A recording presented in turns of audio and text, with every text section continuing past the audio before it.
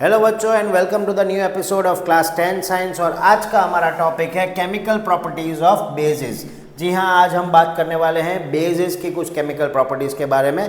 तो चलिए देखते हैं उनकी केमिकल प्रॉपर्टीज को। सबसे पहली है रिएक्शन विथ एसिड। अब जैसे पिछले एपिसोड में हमने देखा था, एसिड जब बेस के साथ रिएक्ट करता है तो वो सॉल्ट और वाटर बनाता है। उसी तरह अब अगर बेस एसिड के साथ रिएक्ट करेगा, यहाँ पे तो वही बात हो गई कि भाई सेब के ऊपर चाकू गिरे या चाकू के ऊपर सेब गिरे, रिएक्शन सेम ही होने वाला है। यानी कि ऐसे base plus acid will also give us salt and water, जिसका एग्जांपल है sodium hydroxide plus hydrochloric acid will give us sodium chloride plus water. दूसरा second reaction is reaction with non metallic oxide. हमेशा याद रखना, acid जो है वो metallic oxide के साथ रिएक्ट करता है और बेस जो है वो नॉन मेटेलिक ऑक्साइड के साथ रिएक्ट करता है, लेकिन दोनों ही केसेस में बनता है सॉल्ट एंड वाटर ही। यानी कि calcium hydroxide plus carbon dioxide gas will give us calcium carbonate plus water.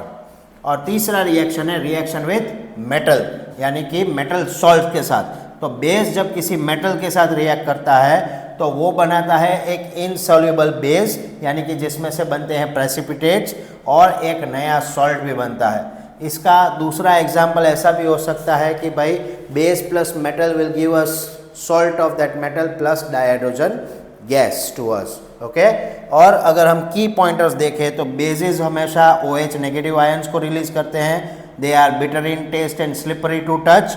They turn red litmus paper into blue. वो एसिड को न्यूट्रलाइज भी कर सकते हैं। They conduct electricity in aqueous solution as well. Bases in daily life, soap के अंदर होता है बेस, टूथपेस्ट के अंदर भी होता है base, baking soda itself it is a base and it can be used as antacids. उसके अलावा मिल्क ऑफ मैग्नीशिया, यानी कि एक ऐसा पाउडर जो हमें एसिडिटी से राहत देता है, that is milk of magnesia.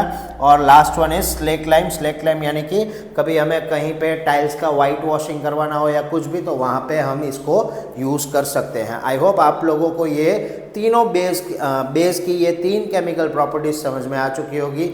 C you again tomorrow.